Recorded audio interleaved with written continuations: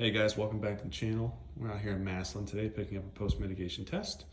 Homeowners called us with a 4.0 test reading, wanted to get that dropped down. So we came in and installed a mitigation system in here, very simple SSD, and ran it up and out to the external part of the house and then up above the roof line. We'll take a look at that here in just a minute. We were able to get that test result down from 4.0 to 3.3. A little bit trickier of a house, but I think a good drop in radon levels here, and these folks are good to go. So we'll go outside here and check out the outside in just a second. All right guys, we're outside here taking a look at the external portion of the system.